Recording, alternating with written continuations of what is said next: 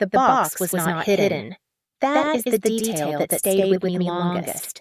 Not what was inside it, not the specific quality of the silence that descended on me when I understood what I was reading, not even the particular way the afternoon light came through the window of my grandfather's study and fell across the documents in my hands like an accusation.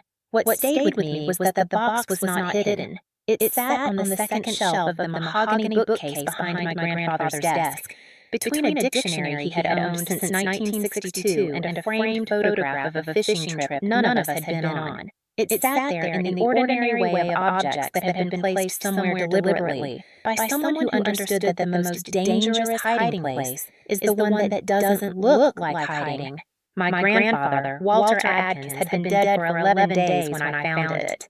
I want to tell you who I am before I tell you what was in the box, because the box only makes sense in the context of who I am and who I was told I was, and the distance between those two things, which I had been navigating for 26 years without a map.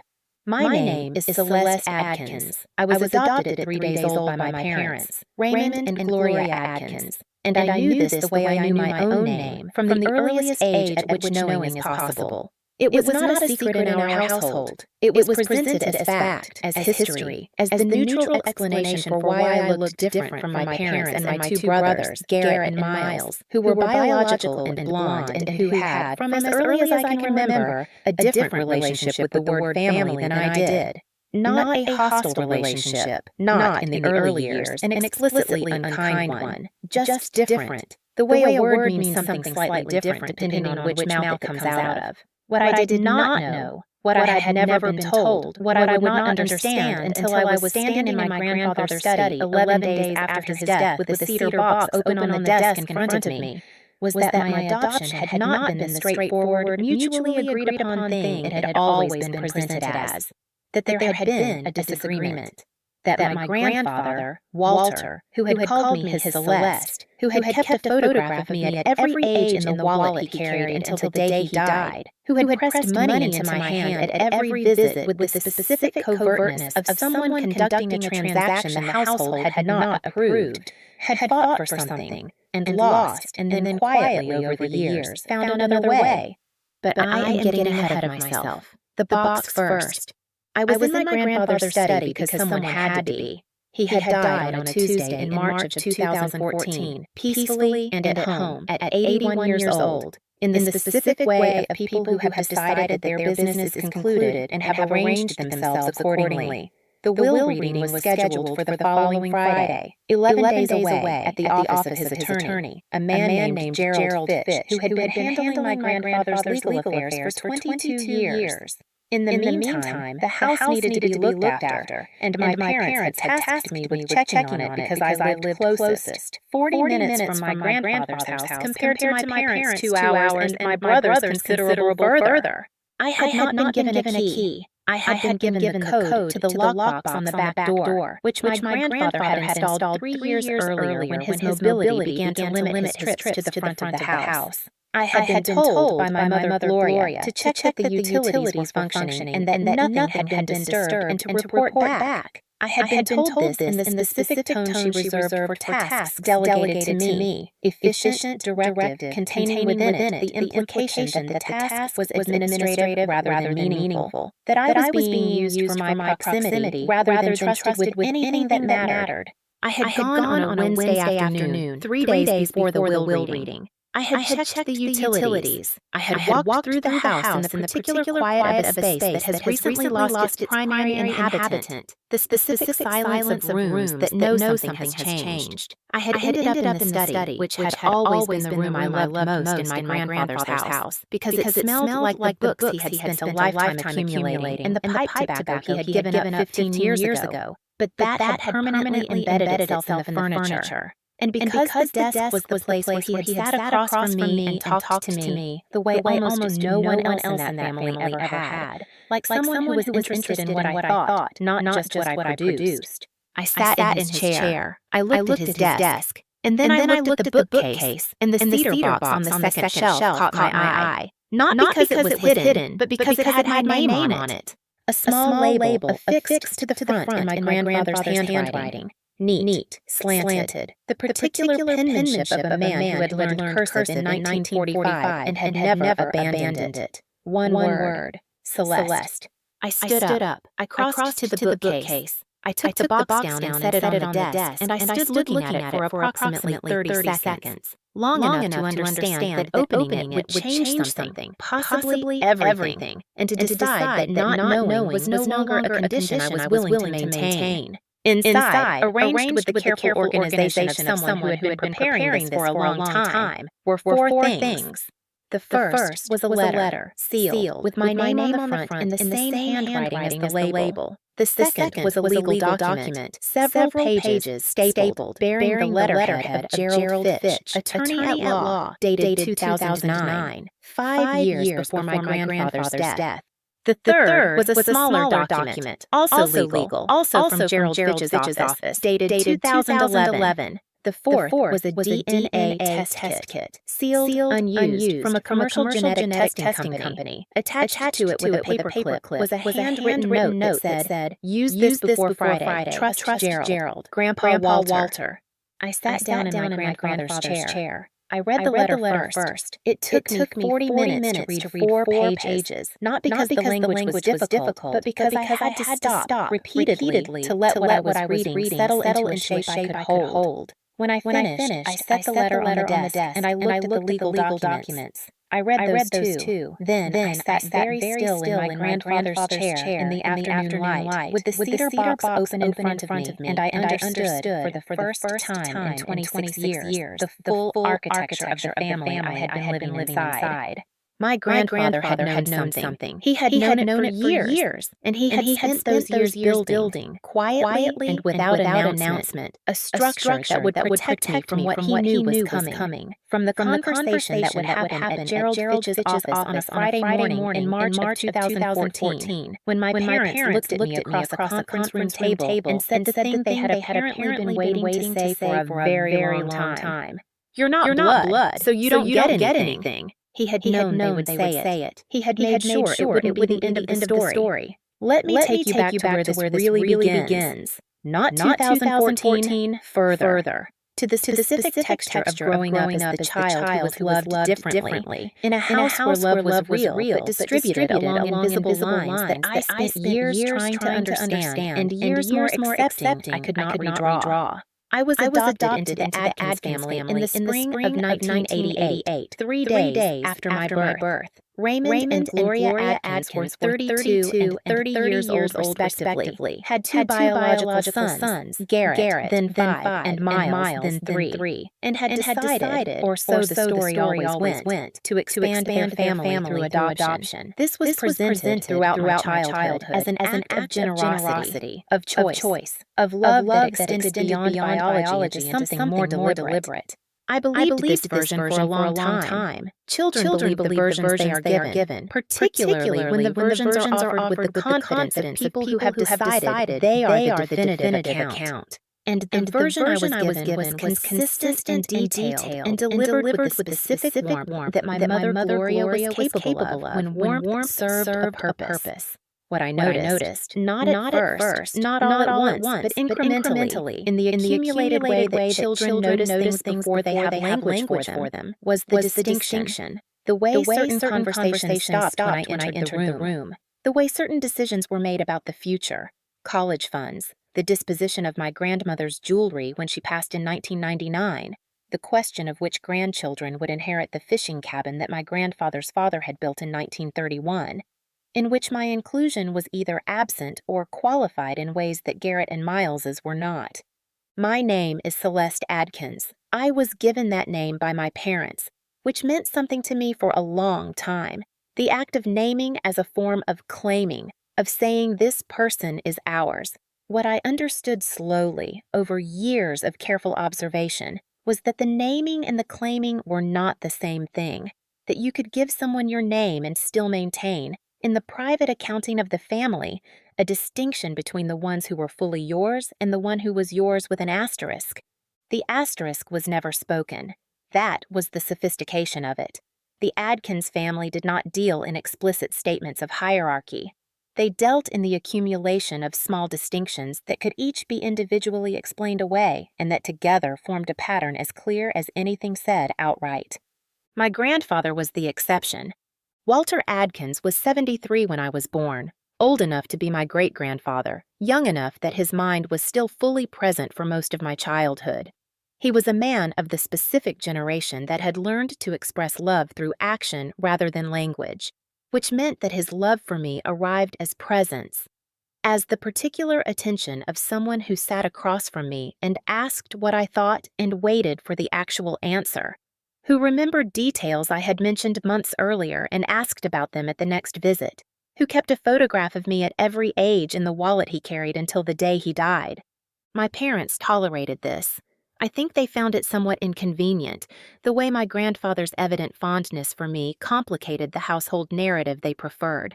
But Walter Adkins was not a man whose preferences were easily redirected, and so they accommodated it with the specific grace of people who have calculated that accommodation is cheaper than confrontation. What they did not know, what I did not know until the cedar box, was that my grandfather's accommodation of their preference had a limit, and that he had identified that limit years before any of us arrived at it and had prepared accordingly. I should tell you about Garrett and Miles because they are part of this story, and the honest version of them is more complicated than a simple account of siblings who excluded me. Garrett, the oldest, was 5 when I arrived and had, by the time I was old enough to form impressions, already absorbed the household's distinction between himself and me the way children absorb the atmospheres they grow up in, completely and without examination. He was not cruel. He was not overtly exclusionary. He was simply operating from a framework that had been installed before he was old enough to question it, and the framework said, in the wordless way of family atmospheres, that Celeste was adjacent to the family rather than central to it. Miles was different. Miles was 3 when I arrived, and we had grown up close enough in age that the distinction, for him, was less established by the time his own consciousness developed. He had moments of genuine brotherliness, of the careless, unperformed affection that siblings produce when they are not thinking about categories. He had equally moments of retreating into the household framework when the social cost of departing from it felt too high. He was the most complicated character in my childhood, the one I had the most complicated feelings about, because he had both the capacity for genuine connection and the habit of withdrawing it when it was inconvenient. What I had with both of them by the time we were adults was a relationship defined by the terms the household had established, functional, occasionally warm, fundamentally shaped by the distinction that none of us had chosen and all of us had inherited. The distinction became explicit for the first time in the summer of 2009. I was 23, living in my own apartment, working at an architecture firm as a junior drafter. I had studied architecture because the thing I loved most was understanding how structures were built, how the elements of a complex system fit together to produce something that could hold weight. I had not, when I chose the field, examined why that was the thing I loved. Looking back, it seems obvious. It was a Sunday dinner at my parents' house in July. My grandmother, my grandfather's wife Eleanor, who had died in 1999, was not present obviously, but her absence was the occasion in a way.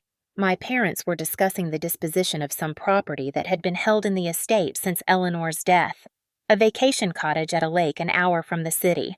Small, old, more valuable for its location than its condition. I was at the table. We were eating. The conversation moved in the casual, overlapping way of family dinners, and I was present and participating, and there was a moment where I asked, naturally, whether the cottage would be split between the 3 of us eventually. The table went quiet in the specific way of a room where something has been said that was not supposed to be said yet. My mother looked at my father. My father looked at his plate. Garrett looked at the window. Miles looked at me with the expression of someone who knows what is coming and is trying to decide whether to intervene. He didn't intervene. My father cleared his throat. "The cottage is a family property, Celeste," he said. "It'll stay in the family." The word family landed with a weight I recognized but had never before heard so clearly attached to my exclusion. "I'm family," I said. "Of course," my mother said in the smooth, redirecting way she had. "Of course you are. Your father just means it's complicated. Estate matters are complicated." I did not pursue it. I had learned over 23 years to accept the redirection, to take the explanation offered and allow it to stand rather than press into the silence underneath it. The silence underneath was the thing I had always known was there, the thing I had spent 23 years not having the language or the courage or the right moment to make explicit. I went home that evening and I sat in my apartment and I thought about the word family and the specific way my father had used it, and the specific way my mother had recovered, and the specific way Miles had looked at me and decided not to speak. I thought about my grandfather, who had not been at that dinner, who was 82 by then, still living in his house with a part-time caregiver, still pressing money into my hand at visits with the specific covertness of someone conducting an unsanctioned transaction, who had, I would learn 5 years later, walked into Gerald Fitch's office 2 months after that Sunday dinner and made a change to his will. I did not know that then. I just sat in my apartment and absorbed the clarity of what had been said and not said at the table, and understood, not for the first time, but for the first time without the possibility of alternative explanation, that the asterisk was permanent. The family I had grown up believing was mine had a different accounting of what I was.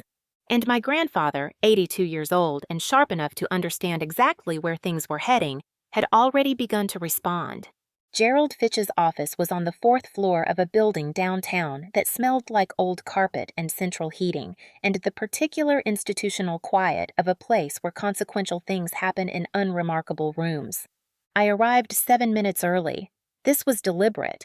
I had learned, growing up in a household where I was always slightly outside the circle of information, that arriving early to important rooms gave you the opportunity to read the space before the space was managed for your benefit. I wanted to see where Gerald Fitch's assistant placed the chairs. I wanted to see how many chairs there were. I wanted a moment in the room before my parents arrived and arranged it around their preferences, the way they arranged everything around their preferences. The smooth and practiced environmental management of people who had spent decades ensuring that the rooms they occupied reflected the reality they preferred. There were 6 chairs around the conference table. Gerald Fitch was already present when I was shown in. A man in his late 60s, compact and deliberate, with the particular quality of stillness I had come to associate since the cedar box with people who are carrying information they have been carrying for a long time and have developed a practiced relationship with its weight. He stood when I entered. He shook my hand with both of his. He held it a moment longer than a formal handshake requires. "Celeste," he said, "I'm glad you're here." The specific emphasis on glad told me everything I needed to know about how much he knew and how long he had known it. "I got your message," I said. I had called Gerald Fitch's office the morning after I found the cedar box, before I had told anyone what I had found, and his assistant had called me back within the hour and said that Mr. Fitch was aware of the cedar box and its contents and would like to speak with me privately before the will reading. We had spoken briefly, carefully, with the precision of 2 people who understood that the conversation could not be fully had on the phone.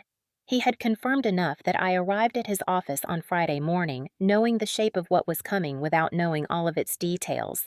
I had also, in the 11 days between my grandfather's death and this Friday morning, done what the note in the cedar box had told me to do.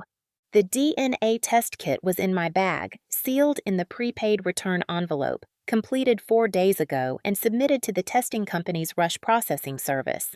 The results had arrived by email on Thursday evening, 12 hours before the will reading. I had read them in my apartment at my kitchen table, with the particular stillness of someone receiving information that is both completely surprising and somehow exactly what you knew was going to be true once someone told you where to look. Gerald Fitch looked at my bag. "You got the results," he said, not a question. "Last night," I said. He nodded slowly. "And?" I told him what the results said. His expression did not change dramatically.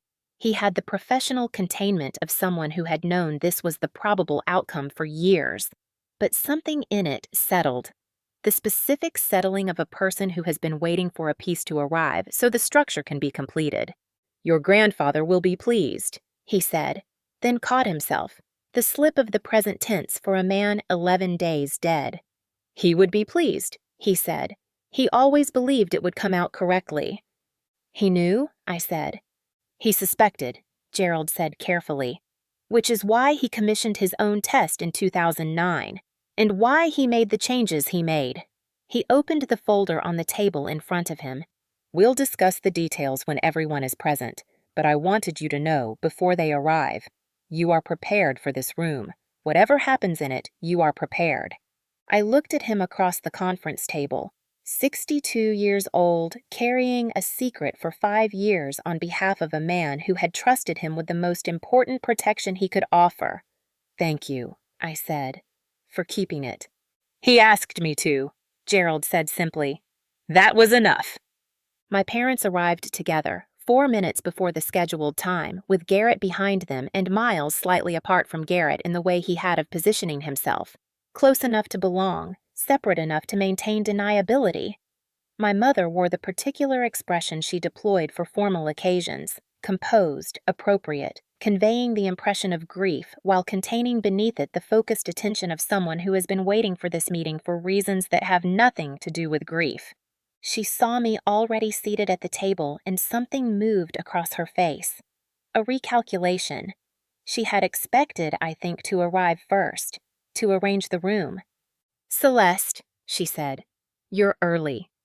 I am, I said. She sat across from me, my father beside her, Garrett at the end, Miles between Garrett and me, which placed him in the physical position he had always occupied emotionally, between the two sides of a distinction he had never fully committed to. Gerald Fitch went through the preliminary elements of the will with professional thoroughness, the estate's composition, the property holdings, the financial accounts, the distribution of personal effects. My grandfather's estate was not enormous by certain standards and substantial by others. The house, the fishing cabin, investments accumulated over a lifetime of careful management, personal property including the books and the desk and the wallet he had carried until the day he died. The fishing cabin went to Garrett and Miles jointly. I watched my parents' expressions when Gerald read this, the specific satisfaction of people receiving confirmation of an expected outcome. Then Gerald paused. He removed a separate document from the folder. He set it on the table with the deliberateness of someone placing something that has been waiting for exactly this surface. There is an additional provision, he said, added to the estate documents in 2009 and confirmed in an amendment in 2011. It pertains specifically to Celeste. My mother's expression shifted, fractionally. What kind of provision? She said. I'll read it in full, Gerald said. But before I do, there is a condition attached to it. A condition your father-in-law built into the document himself, in language he was quite specific about. The provision activates upon the presentation of DNA results confirming a specific biological relationship. Gerald looked at me. Celeste, do you have the results? Every person in the room looked at me. I reached into my bag. I removed the envelope, the printed results, folded twice, that I had been carrying since Thursday evening. I placed it on the table. I did not unfold it yet. What DNA test? My mother said. Her voice had a quality I had not heard before. Not quite alarm, something adjacent to it. Walter commissioned a private DNA test in 2009, Gerald said, with the same professional calm he had applied to everything. The results of that test informed the provision. He asked Celeste to conduct her own independent test before today's reading as a corroborating measure. Celeste, he looked at me. Would you share the results? I unfolded the paper. I looked at it one more time, at the numbers and the percentages and the specific, unambiguous language of a genetic report that knew nothing about the family it was describing and cared only about what was biologically true. I placed it on the table where everyone could see it. This is a standard DNA ancestry report, I said. I submitted the sample 8 days ago. The results arrived yesterday evening. I pointed to the relevant section, the one that Gerald had told me to look for, the one that my grandfather's own test had flagged 5 years ago. This section shows shared DNA with known relatives in the database. The percentage here, I indicated the number, indicates a first-degree biological relationship. The room was very quiet. A first-degree relationship, Gerald confirmed, which means parent, child, or full sibling. He looked at my parents. The matching profile in the database belongs to a sample submitted by Walter Adkins in 2009. My mother's face had gone to a place I had never seen it go. Not the composed formality of a woman at a will reading. Something underneath that. Something stripped. Walter submitted a DNA test, my father said. His voice was flat. He did, Gerald said, because he believed, and the results confirmed, and Celeste's independent results now corroborate, that Celeste is his biological granddaughter, not through adoption, biologically. Gerald set his pen down on the table with the care of someone completing a gesture that has been building for a long time. Which means the question of whether she is blood, Mr. Adkins, has a definitive answer. The silence that followed was the longest one I had ever sat inside. My mother turned to look at me. In 26 years, I had seen many things on my mother's face. Warmth, calculation, the smooth management of rooms, the specific expression she used when the narrative required adjustment. I had never seen what was on it now, the specific exposure of someone whose architecture has just been disassembled in public. "How?" she said. One word, directed at my father. My father looked at the DNA results on the table, then at Gerald, then at the wall above Gerald's head, which was the direction people look when they are trying to locate a version of events that explains what has just been presented to them. He did not find one, because there was not one. "The provision," Gerald said, with the professional mercy of redirecting a room from its private catastrophe to the public business at hand. "Shall I read it?" No one objected. No one was capable of objecting. The room had been reorganized around something true, and in rooms reorganized around something true, the only direction is forward. Gerald read the provision. "I want to tell you what was in the provision, but first I need to tell you what I understood in that moment about my grandfather, about Walter Adkins, who had pressed money into my hand at every visit and kept my photograph in his wallet, and sat across from me in his study and asked what I thought and waited for the actual answer. About what it means to love someone in a household that has decided that love should be bounded by a category, and to refuse that boundary quietly, over years, in every way available to you. He had known, not everything, not the full shape of whatever had happened before my adoption, the specific story that explained why a biological grandchild had arrived in his son's household as an adoption rather than a birth. That story was not fully in the cedar box, and is not fully mine to tell, because it belongs to people who are still living and still carrying it. But he had suspected, and in 2009, 2 months after that Sunday dinner where my father had used the word family in the way that made its edges visible, Walter had walked into Gerald Fitch's office and done 2 things. He had commissioned a DNA test, and he had changed his will. The provision Gerald read was 7 paragraphs.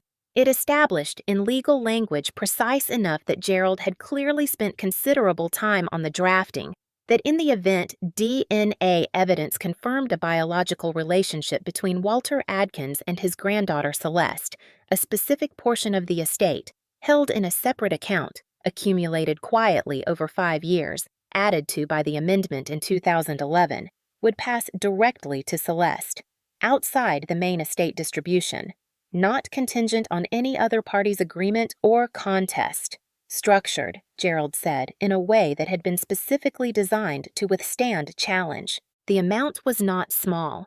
My grandfather had been saving it for 5 years, adding to it, building it with the same quiet intentionality he had applied to everything, the pressed money, the photographs, the fishing trips no one else had been invited on, the cedar box on the second shelf that was not hidden because hiding it would have been dishonest, and Walter Adkins was not a dishonest man. He had simply been patient. He had built the thing and waited for the moment it would be needed. The moment had arrived. The will reading ended at 11:17 in the morning. I know the time because I looked at the clock on Gerald Fitch's wall when the last document was signed and the last thing was said. The way you mark the time of something you understand you will be asked about later, by yourself, in the quiet accounting of significant hours. 11:17. The moment the room completed its reorganization and the business of what came after began. Gerald's assistant brought water, the practical mercy of a glass of something ordinary in an extraordinary moment. I drank mine. My father had not touched his. My mother was looking at the table in the way of a person conducting an intensive internal operation, sorting, recalculating, searching for the response that would best serve the situation. Garrett was looking at me with an expression I had not seen from him before. Not the comfortable, unexamined distance of our adult relationship. Something more alert. The expression of a person who has just understood that the terrain they have been navigating is different from the terrain they believed they were on. Miles was looking at his water glass. He had not looked at me since Gerald read the provision. I understood this. The looking would require something from him that he was not yet sure he had. My mother found her response first. She was always fastest in a room at locating the available position. "This will be contested," she said. Her voice had recovered its composure. Not fully. There was a quality underneath the composure that I had never heard before, a frequency that suggested the composure was being maintained by effort rather than ease. The DNA test is from a commercial service. It's not court certified. The provision was added without the knowledge of the primary beneficiaries. There are grounds. Gloria. Gerald Fitch's voice was not loud. It was the opposite of loud. It was very precisely placed, in the way of someone who has been in rooms like this many times and understands exactly what level of intervention the moment requires. I need to advise you, before you continue, that Walter anticipated this response. The provision was drafted specifically to address challenge. I have 22 years of case files from your father-in-law, and this particular document represents some of the most careful work I have done in that time. I would encourage you to consult your own attorney before deciding how to proceed, but I want you to understand clearly. Walter did not leave this to chance. My mother looked at Gerald, the specific look of someone recalibrating the odds. Additionally, Gerald said with the same measured precision, Celeste's DNA results are corroborated by Walter's own submission from 2009, which has been held in this office as a sealed exhibit since that date, chain of custody intact and legally documented. The commercial test is not the only test. It is the confirming test. The room absorbed this. My father had not spoken since his one-word response to Gerald's initial statement. He was a man who, throughout my childhood, had operated from a position of controlled authority. The family's decisions moved through him, were stamped with his approval or disapproval, derived their legitimacy from his endorsement. He was not a man accustomed to rooms that did not organize around his authority. This room was not organizing around his authority.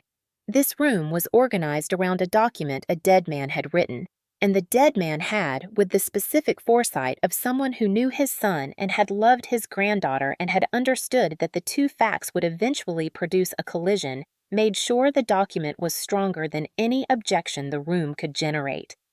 "Raymond," I said. My father looked at me. The use of his first name was deliberate, not disrespectful, but precise. The name of someone I was speaking to rather than the title of someone I was speaking up to. "I don't want to fight you," I said. "I want you to know that. I'm not sitting in this room because I want to fight. I'm sitting in this room because my grandfather built something and I'm going to honor it. Those are different things." He looked at me for a long moment. The specific look of a man encountering a version of someone he thought he knew and finding it does not match. "You knew," he said, "before today. You knew what was in that provision." "I knew what was in the cedar box," I said. "I knew what the DNA results said. I didn't know the amount until Gerald read it, if that matters." "It doesn't," my mother said. "Gloria," my father said. One word directed at her, the specific word of a man who is asking for a pause. She paused. The effort of it was visible. "Can I ask a question?" Miles said. Everyone looked at him. He had been so quiet for so long that his voice arriving in the room had the quality of something unexpected. "The biological relationship," he said carefully. "The DNA match with Grandpa Walter. What does that mean exactly, in terms of—" He stopped, reorganized. How is Celeste biologically Walter's granddaughter if she was adopted by us? The question landed in the room with the weight of something that everyone present had been thinking and no one had been willing to ask, because the question had an answer. The answer was the part of the story that lived in the space Gerald and I had been careful not to enter directly, the part that belonged to people still living, that I did not have the full shape of, that pointed toward a history my family had constructed the adoption story to obscure. Gerald looked at me, a question in the look. I don't know the full answer, I said. And this was true. The cedar box had given me the what, the DNA connection, the legal protection, the evidence of my grandfather's sustained and deliberate care, but not the complete why. Not the full story of how a biological grandchild had arrived in the household as an adoption. That story had players who were not in this room, possibly people I had never met, and I had decided in the 11 days since the cedar box that the story was not mine to excavate or perform. It was mine to hold eventually when I was ready and when the right information was available. I know that Walter believed I was his biological granddaughter, I said. And I know the DNA confirms it. The rest of the story. I looked at my father. I think that's a conversation for another time, with people who actually know it. My father's jaw tightened, the specific tightening of a person being offered a mercy they did not expect and are not sure they deserve. I'm going to need some time, he said finally, not directed at anyone specifically, at the room, at the situation. Yes, Gerald said. I'd imagine so. Garrett left first. He said, briefly and to no one in particular, that he needed air and walked out of the conference room with the contained urgency of a man whose internal processing required privacy. I did not take this personally. Garrett had grown up with a framework, and the framework had just been dismantled in a conference room, and dismantled frameworks require space to fall in. My mother and father left together, my mother's hand on my father's arm in the specific way of a woman managing a situation through physical contact, guiding, steadying, maintaining the unit. She did not look at me on the way out. This was the most honest thing she had done in the room, I thought. The look she would have given me would have been managed. The absence of it was real. Miles was last. He stood at the door of the conference room and looked at me across the table, across the water glasses and the documents and the space that the morning had created between where we had been and where we were now. Celeste, he said. Miles. He was quiet for a moment, in the way that had always been his particular quality, the pause of someone who has something to say and is deciding whether the cost of saying it is one he's willing to pay. I'm sorry, he said. For the Sunday dinner. For not saying something. It was not a comprehensive apology. It was not an accounting of everything it could have accounted for, but it was real. I could hear that it was real, in the specific way that real things sound different from managed ones when you have spent a lifetime developing the ear for the distinction. I know, I said. Thank you. He nodded. Left. I sat alone in Gerald Fitch's conference room for a few minutes after everyone had gone. Gerald had stepped out to give me the space, the practical grace of a man who understood what the morning had cost and what it had given, and that both needed a moment to be what they were. I looked at the DNA results on the table, at my grandfather's name in the matching profile, at the percentage that said in the specific and impartial language of biology, this person is yours and you are hers. I thought about the cedar box, the label in his handwriting, the letter I had read 4 times in 4 days and would read many more times in the years to come. The instruction at the bottom of the note attached to the test kit. Trust Gerald. I had trusted Gerald. My grandfather had trusted me to find the box, to do what it asked, to show up in this room, prepared. I had done all of it, and sitting in the quiet of the room where everything had just changed, I felt something that I want to describe carefully because I think it is easily misnamed. It was not triumph. Triumph is the feeling of having defeated someone, and I had not come to that room to defeat anyone. It was not relief exactly, though relief was present. It was something more foundational. It was the feeling of being seen, not by the people in the room who had spent 26 years maintaining the asterisk, by my grandfather who had been dead for 11 days and who had nonetheless managed to be more present in that conference room than anyone living. He had seen me. He had known who I was and what I was worth and what I was going to need when the moment came, and he had built something to protect it. I picked up the DNA results, folded them carefully, put them in my bag beside the letter from the cedar box, the letter I had read 4 times and would carry with me, in one form or another, for the rest of my life. I stood up. I thanked Gerald's assistant on the way out. I walked into the elevator and pressed the button for the lobby and stood in the small descending room while the floors went past, and I thought about my grandfather's study and the second shelf of the mahogany bookcase and a cedar box that had been sitting in plain sight for years, waiting for the right moment to be found. He had been patient. I was learning to be. There is a particular kind of truth that arrives in pieces, not all at once, not the clean, single-moment revelation of a document opened or a word spoken that rearranges everything simultaneously.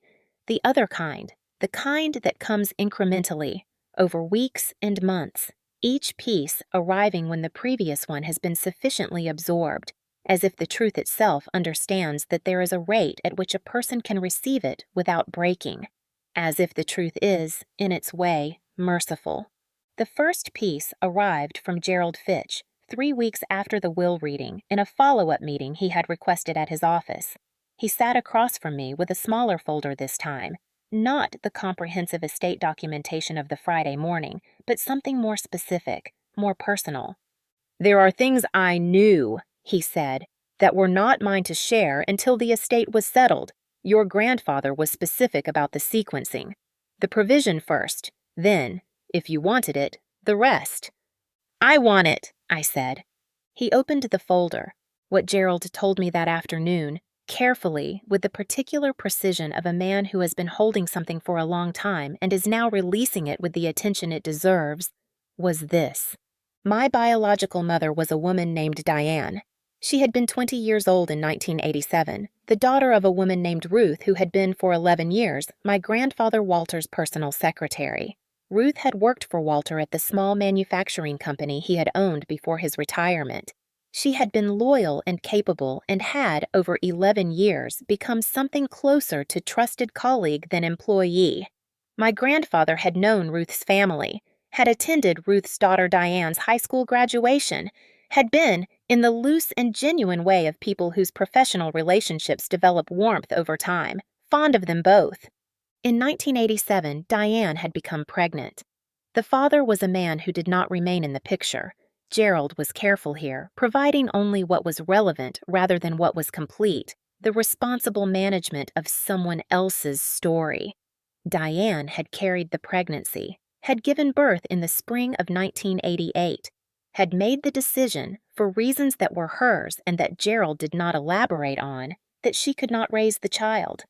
Ruth had come to Walter, not to my father Raymond, to Walter, because Ruth trusted Walter in the way you trust someone you have worked alongside for over a decade, and because she understood, in the way that people who know a family well understand, that Walter was the person in the Adkins household most likely to respond to what she was about to ask with something other than calculation.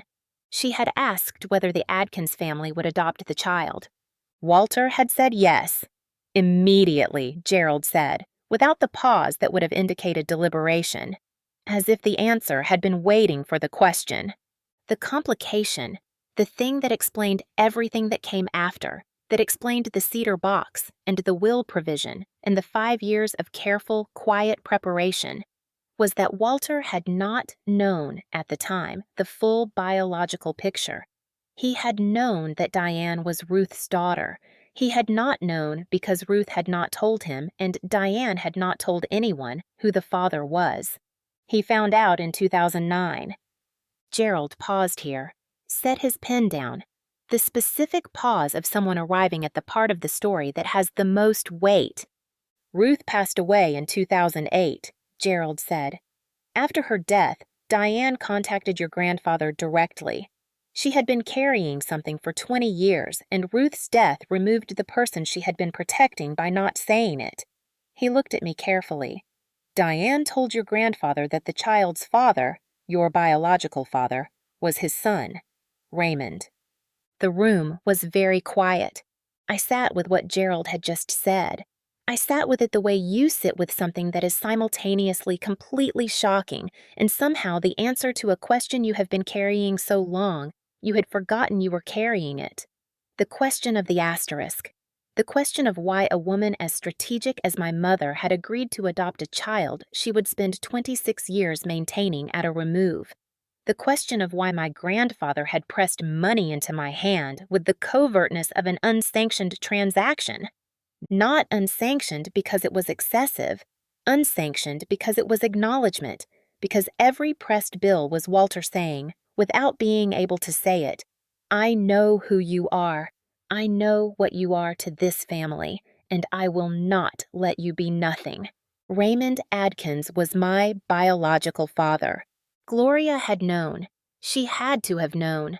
The timing, the circumstances, the specific way a woman in her position would have been told or would have discovered. She had agreed to the adoption not as an act of generosity, but as an act of management, of containing a situation, of bringing the child into the household where she could be controlled rather than leaving her outside it where she could not. And then she had spent 26 years maintaining the asterisk, because the asterisk was the only version of the story in which her management of the situation looked like something other than what it was. I looked at Gerald across the desk. Does Raymond know that Diane told Walter? I asked. Your grandfather believed he did not, Gerald said. Walter never confronted Raymond directly. He said, Gerald opened the folder and read from a note. He said confronting Raymond would have destroyed the family without protecting you, and protecting you was the priority. I thought about my grandfather at 82, sitting in Gerald Fitch's office with this information newly in his possession, making the calculation of what to do with it, choosing not confrontation, but construction, not the dramatic reckoning, but the quiet, sustained, legally solid protection, choosing me over the satisfaction of the scene. He was a remarkable man, I said. Yes, Gerald said. He was. I did not confront my parents immediately. I want to be honest about that choice because I think it would be easy to assume that the information, the full shape of it, Raymond as biological father, Gloria's knowing management, the 26 years of maintained asterisk, would produce an immediate demand for a reckoning. The anger was there. It was large and it was real, and there were evenings in the weeks after Gerald's meeting where it pressed against the inside of my chest with a force that required active management. But I had spent 26 years watching what happened when the truth in my family was handled imprecisely, and I had developed a deep and practiced aversion to imprecision. I did not want to arrive at my parents' door with information that could be deflected, denied, managed. I wanted to arrive when I understood the full shape of what I was carrying and had decided, with clarity, what I wanted the conversation to produce. I went to a therapist. Her name was Dr. Miriam Osei. No relation to the Imara from another story, just the coincidence of a name. And she was 50 years old and had the particular quality of someone who has been listening to the complicated truths of complicated families for long enough that nothing surprises her and everything is taken seriously. I found her through a recommendation from a colleague, and I walked into her office 3 weeks after Gerald's meeting and said, I need to tell you something that is going to take a while to explain. Take as long as you need, she said. I took 4 sessions just to lay out the architecture. The cedar box, the will reading, Gerald's meeting, the biological reality, the 26 years. Dr. Miriam listened to all of it with the focused attention of someone building a complete picture before offering any response. And when I finished, she said the thing that I most needed to hear. What do you want from this, going forward? Not what do you want them to do or say or feel. What do you want your life to look like on the other side of all of this? I had been so focused on the information, on understanding it, processing it, deciding what to do with it, that I had not yet arrived at that question. It stopped me completely. I want to know who I am, I said. Not in the family's terms, in my own terms. I've spent 26 years being defined by their accounting of me, and I want a different accounting. Then let's start there, Dr. Miriam said, and let everything else follow from that. The conversation with my parents happened 6 weeks after Gerald's second meeting. Not at their house, neutral ground, a restaurant, the specific practicality of a public space that prevents certain kinds of collapse while still allowing real things to be said. I called my father and asked him to come. I said I needed to speak with both of them. I told him it concerned what Gerald had shared with me after the will reading. There was a silence on the phone, the specific silence of a man who has been waiting for a call and has spent the waiting time alternately hoping it would come and hoping it wouldn't. All right, he said. They arrived together. My mother was wearing the composed formality she brought to difficult occasions, and my father had the particular expression of someone who has been preparing for a conversation without knowing exactly which conversation it would be. We ordered coffee, the practical mercy of something to do with hands. Then I told them what I knew. I told it the way Gerald had told me, carefully, in sequence, without editorializing. The biological connection, Diane, Ruth. What Diane had told Walter in 2009. What Walter had done with the information and why. I told it without the anger that was present underneath, because the anger was mine and the conversation did not need it. My mother's composure held through most of it. It was extraordinary in a way. The sustained maintenance of an expression in a face receiving information that should have broken it. I watched her work to hold it, and I felt, for the first time, something that was not quite sympathy but was adjacent to it. The specific recognition of a person who has been managing an impossible thing for a very long time, for whom the management itself has become the primary occupation. My father broke first, not dramatically. Not with tears or raised voice or any of the expressions of feeling that I might have anticipated. He broke in the specific way of a man whose architecture has been quietly deteriorating for years and finally, in a restaurant on a Wednesday evening, reaches the point that cannot be maintained further. He put his coffee cup down. He looked at the table and he said, very quietly, "I'm sorry." 2 words. The most inadequate and the most necessary 2 words available. For which part? I said. Not cruelly, genuinely, because there were many parts and I needed to know which one he had arrived at. For all of it, he said. For letting your mother, for agreeing to the way things were, for not... He stopped. His jaw worked. You were my daughter. The whole time you were my daughter, and I let you grow up in that house as though you were... He couldn't finish the sentence. Perhaps because finishing it would have required naming what he had let me be, and naming it was further than he could go that evening. Yes, I said. I was. My mother set her coffee cup down. She looked at me with an expression I had never seen on her face, and do not have a precise name for. Something that contained guilt and defiance and grief and the specific exhaustion of a person who has been holding a story together for 26 years and has just watched it come apart in a restaurant on a Wednesday evening. I did what I thought was right for this family, she said. It was the most honest thing I had ever heard her say. Not an apology. She was not capable of the apology that evening, and I had not come for one. It was a statement of her actual position. What she had done deliberately. For reasons she had decided justified it, and she was not going to perform a remorse she had not yet arrived at. I respected the honesty of it even as I held clearly what it meant. I know, I said, and now I know why. And what I'm going to do with all of this, I looked at both of them, is live my life. The one my grandfather built the space for. I'm not going to spend it in a courtroom or in a war with you or performing either forgiveness I haven't reached or anger I can't sustain. I'm going to live it. I paused. But I need you to understand something. The asterisk is gone. Whatever I was in this family before today, that's what I was. What I am is Raymond Adkins's biological daughter and Walter Adkins's biological granddaughter. And a court has recognized my grandfather's right to protect that. The accounting has changed. Permanently. My father looked at me for a long moment, something in his eyes that I will not try to name because I think it was private and the naming of it belongs to him. "Yes," he said, "it has." Diane reached out to me 4 months after the restaurant conversation. A letter, handwritten, careful, clearly revised many times before it was sent, carrying in every sentence the specific weight of someone who has been preparing to say something for 26 years and has finally decided that the preparation has to end and the saying has to begin. She was 56 years old. She lived in a city 2 states away. She had built a life, a career in social work, a marriage, 2 children who were therefore my half-siblings, a full and genuine existence that had continued alongside mine without my knowledge for all the years of my life.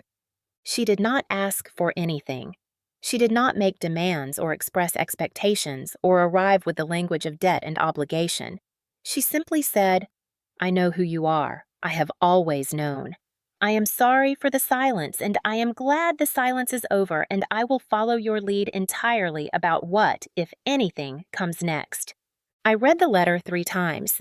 Then I called Dr. Miriam. "What do I want?" I said. "Yes," she said. "What do you want?" I thought about my grandfather's letter in the cedar box, which I had now read more times than I could count, which had told me things about who I was and where I came from and why he had loved me the way he had, and which had ended with a line I returned to more than any other. "You have always been exactly who you were supposed to be. I just wanted to make sure the world knew it too." "I want to know her," I said, carefully, at my own pace, without pressure.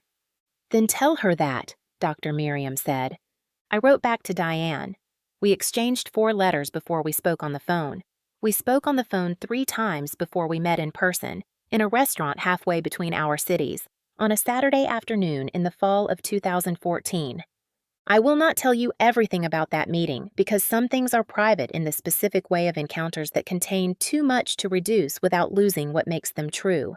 What I will tell you is that she had my grandfather's eyes, the same particular light gray, the same quality of direct attention, and that seeing my own features reflected in another person's face for the first time in my life, not approximately, not adjacently, but actually in the specific biological mirroring of shared DNA, produced something in me that I had not anticipated and do not have a precise word for. Recognition.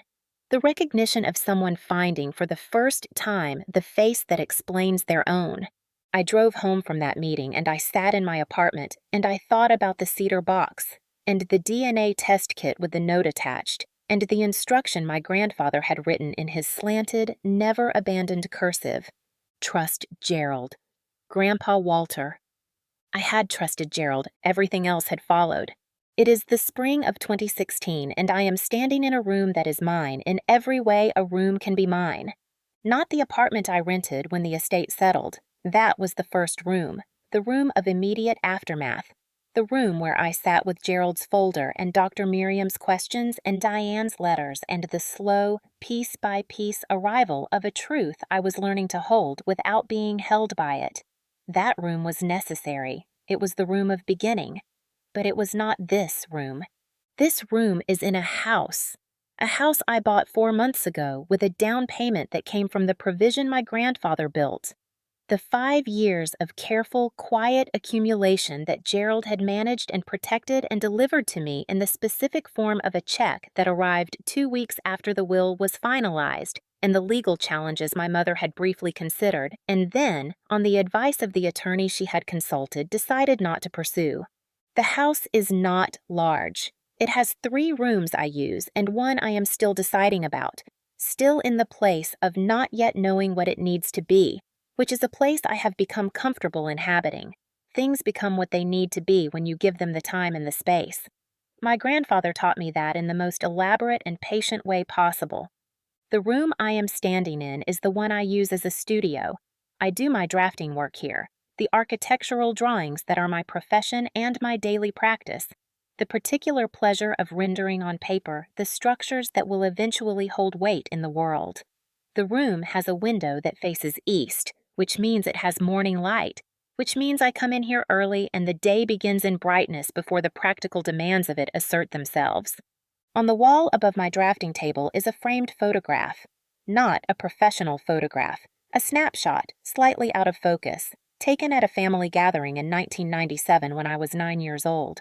My grandfather is in the photograph. He is looking at the camera with the expression he always had in photographs, slightly impatient with the formality of it, more comfortable with the real thing than with the documentation of the real thing, and beside him, pressed against his side in the unself-conscious way of a 9-year-old who has found her safe person in a crowded room, is me. I look at that photograph sometimes when I am working. Not for sentiment, exactly.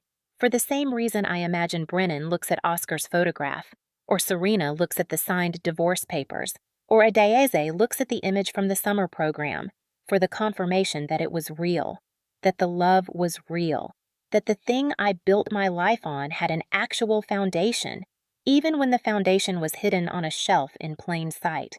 2 years have reorganized everything in ways I want to be specific about, because I think specificity is more useful than generality when you are describing the actual texture of a changed life. My legal standing is unambiguous. The provision is settled, the estate is distributed, the challenges that were briefly considered were not pursued, and the documentation in Gerald Fitch's files, the 2009 DNA test, the 2011 amendment, the chain of custody that was intact and legally documented, established a record that is permanent. I am Walter Adkins's biological granddaughter. This is not contested. It is simply true in the specific way that documented truths are true, permanently, regardless of anyone's preference. My relationship with Raymond has changed in ways that are gradual and imperfect and real, which is the only combination that produces anything durable. We speak on the phone every 2 weeks. The conversations are not easy. There is too much between us, too much that was done and not done for ease to be the honest description. But they are real. He asks about my work. I tell him. He listens with the attention of someone trying to know a person he should have known all along, and I speak with the patience of someone who has decided that the relationship is worth the effort, even in the knowledge that the effort will never fully repair what the years without it cost. He said to me once in the spring of 2015 that he thought about the Sunday dinner, the one in 2009 where he had used the word family in the way that made its edges visible. He said he had thought about it for years before the will reading and in the year since, and that he didn't know how to undo it. You can't undo it, I said. You can just do something different now. Yes, he said. I'm trying. I know, I said. I can tell. My mother and I are in a different place. A more honest place, which is not the same as a warmer one. Gloria Adkins has never been a woman who arrives at remorse easily, and the specific version of remorse this situation requires, the acknowledgement that the management she applied to the situation for 26 years was a harm, regardless of her reasons for it, is not one she has fully reached. Perhaps she will. Perhaps the reaching takes longer than 2 years for some people. I hold the possibility open. I do not wait at the door. What we have is functional and occasionally something more than functional. Moments where the management drops and something more genuine surfaces, brief and careful and real. I think of those moments as the actual material of what we are building, slowly and without a blueprint, in the space that the will reading cleared.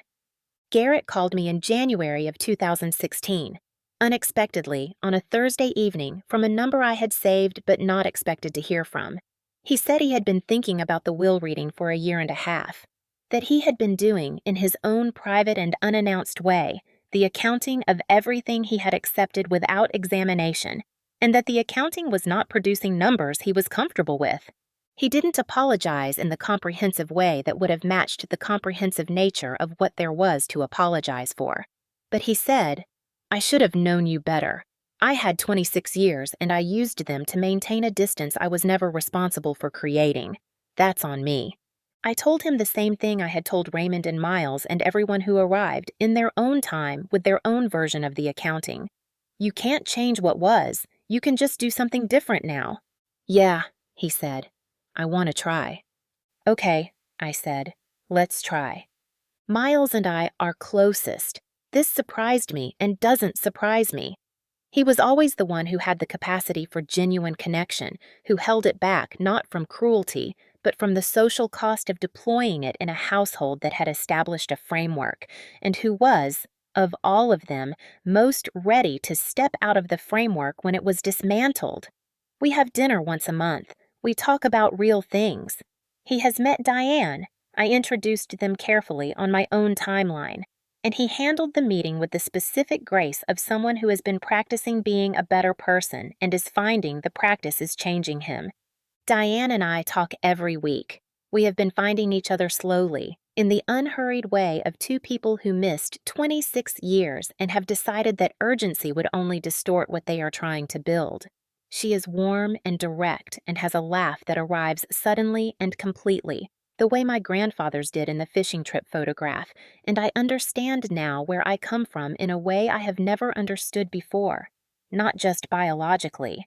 In the way of recognizing the emotional inheritance, the patience, the capacity for quiet and sustained effort, the preference for construction over confrontation, that has always been mine, and now has a lineage I can trace. Her two children, my half-siblings, Nadia and James, who are 19 and 22 and who received the news of my existence with the open-handed curiosity of young people who have not yet accumulated the defenses that make truth difficult, have become people I am genuinely glad to know. Nadia texts me photographs of things she finds interesting with no accompanying explanation, which is somehow the most natural form of communication I have encountered. James asked me once what it was like to find out your whole life was different from what you thought, and I told him the truth. Strange and painful and ultimately and precisely like coming home. I want to tell you about the letter. The one from the cedar box. The one I read in my grandfather's chair on a Wednesday afternoon in March of 2014 and have read dozens of times since. In the studio room of my house with the east-facing window and the morning light. I will not reproduce it in full. It is private in the way of the most important things. Private in the way that the most important things are always private, belonging to the relationship between two specific people in a specific family with a specific history that cannot be fully translated into general language without losing the thing that makes it true. But I will tell you the last line, because the last line is not private. The last line is the thing my grandfather built everything to make possible. The reason for the cedar box and the will provision and the 5 years of quiet, sustained, legally solid preparation. The last line is the thing I read first and last every time I open the letter. The thing I return to when the work of understanding all of it becomes heavy. The thing that sits on the wall of my studio in my own handwriting because I copied it there on the day I moved in so it would be the first thing in the room that was fully mine. You have always been exactly who you were supposed to be. I just wanted to make sure the world knew it too. The world knows it now. The legal record says so. Gerald Fitch's files say so. The provision that my grandfather built with 5 years of patience and 22 years of trust in one good attorney says so. The DNA results in both their forms. The one my grandfather submitted in 2009 and the one I submitted in 2014, corroborating each other across 5 years and 1 generation and 1 cedar box on a shelf that was never hidden because hiding it would have been dishonest. Say so. I am Walter Adkins's biological granddaughter. I am Raymond Adkins's biological daughter. I am Diane's child. I am Nadia's half-sister and James's half-sister and Miles's sister in the genuine way now, and Garrett's sister in the beginning way, the tentative and real way of something new. I am the person my grandfather saw, the one he pressed money into the hands of and kept in his wallet, and sat across from in the study and asked what she thought and waited for the actual answer. I am the person he built the box for, and I am standing in a room that is mine, in a house built from the provision he spent 5 years constructing, with morning light coming through the east window, and the letter on the wall above my drafting table and the fishing trip photograph framed beside my desk. Not the one from his wall, but a copy, made from the original before the house was cleared, because that photograph is mine and I was not going to leave it behind. 2 years ago, I walked into a cedar box and found the shape of a truth that had been waiting for me my whole life.